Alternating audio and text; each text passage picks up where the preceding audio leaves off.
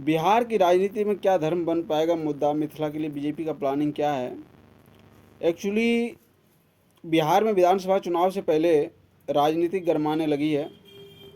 राजनेता और राजनीतिक पार्टियां मुद्दे सेट करने में लगी हुई है। सियासत में राम मंदिर के बाद अब सीता माता का मुद्दा तुल पकड़ता जा रहा है। गुजरात के एक कार्यक्रम में केंद्रीय गृह मंत्री अमित शाह बीते रविवार को कहा था कि हमने अयोध्या में भव्य राम मंदिर का निर्माण कराया है। अब बिहार के सीतामढ़ी में एक भव्य सीता मंदिर बनाने का समय है। उन्होंने कहा था कि सीतामढ़ी में भव्य मां जानकी मंदिर बनकर रहेगा और बिहार विधानसभा चुनाव से पहले हम वहां डेरा डालेंगे। ये अमित शाह का कहना है। और उन्होंने मिथिला के लोगों को अपने साथ आने का आह्वान किया है और उनके इस बयान से बिहार के राजनीतिक में हलचल तेज कर दिया है। अब हम ये जानने की कोशिश करेंगे कि ये सीता माता का मंदिर कहाँ है। एक्चुअली जिस सीता मंदिर की बात कर रहे हैं अमित शाह, वो मिथिला में आने वाले सीतामढ़ी जिले का एक सीता माता का एक मंदिर है और ये सीतामढ़ी शहर से लगभग 5 किलोमीटर दूर स्थित है, पुनौरा गांव में। माँ जिनकी जन्मभूमि मंदिर है, माँ जानकी जन्मभूमि मंदिर है। इसे पुनौरा धाम के नाम से ही पुकारते हैं। ऐसी मान्यता है कि माता सीता का जन्म इसी स्थान पर हुआ था। तो पुनौरा धाम के जीर्णोद्धार और नवीनीकरण की एक परियोजना सितंबर 2023 में शुरू हुई थी। सरकार की योजना इस जगह को एक धार्मिक पर्यटन स्थल बनाना चाहते हैं, विकसित करना चाहते हैं। और ये परियोजना जो है सितंबर 2023 में बिहार में जब नीतीश कुमार और लालू यादव की आरजेडी की गठबंधन की सरकार थी, उस समय ये परियोजना इन लोगों ने मंजूर किया था। नीतीश कुमार ने जनवरी 2024 में आरजेडी से रिश्ता तोड़ लिया था और अब ये अमित शाह, जब इन्होंने ये बयान दिया अमित शाह ने कि हम माता सीता के मंदिर को राम मंदिर के तर्ज पे बनाना चाहते हैं, तो जदयू ने इस परियोजना के लिए उनसे अधिक धन की मांग की है। और ये अमित शाह के बयान पर राष्ट्रीय जनता दल के नेता जो पूर्व मुख्यमंत्री लालू प्रसाद यादव थे, उन्होंने कहा कि शाह के कैंप लगाने के लिए बिहार में कोई जगह नहीं है।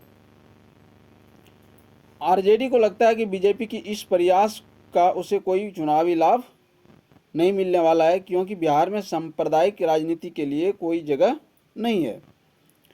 मिथिला में एक्चुअली बीजेपी का प्लान क्या है?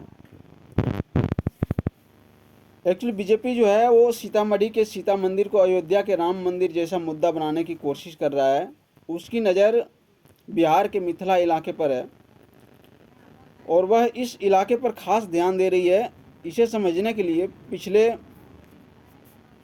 दिनों हुए नीतीश कुमार के कैबिनेट के विस्तार को देखना होगा। इस विस्तार में नीतीश कैबिनेट में बीजेपी कोटे के 7 मंत्री शामिल किए गए थे। उन 7 मंत्रियों में से 3 अकेले मिथिला क्षेत्र से आते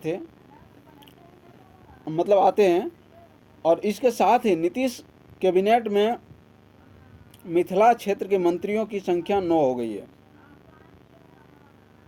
मतलब 3 अभी बना है और 6 पहले से थे। तो इस तरह से मिथिला क्षेत्र के जो मंत्री है उसके 9 हो गई है और इनमें सबसे ज़्यादा 4 मंत्री दरभंगा से है, जिसे मिथिला की राजधानी माना जाता है। तो मिथिला में बीजेपी जीतती भी है, खासकर शहरी सीटों पर।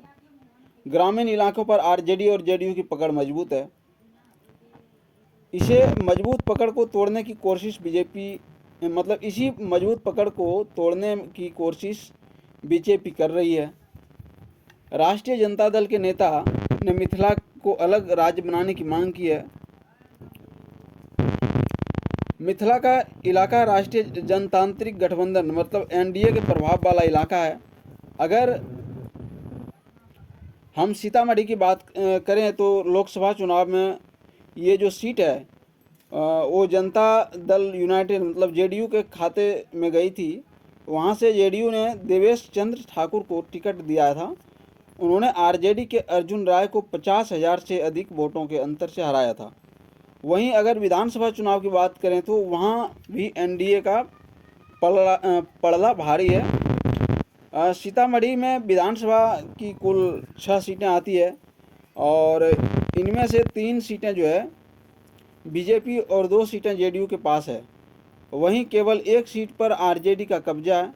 वहीं लोकसभा चुनाव में एनडीए के उम्मीदवारों ने हाजीपुर, मुजफ्फरपुर, दरभंगा, समस्तीपुर, उजियारपुर, मधुबनी, सीतामढ़ी जैसी कई सीटों पर जीत दर्ज की थी।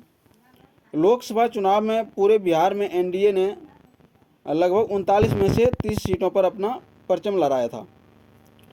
मिथिला, मैथिली और मखाना।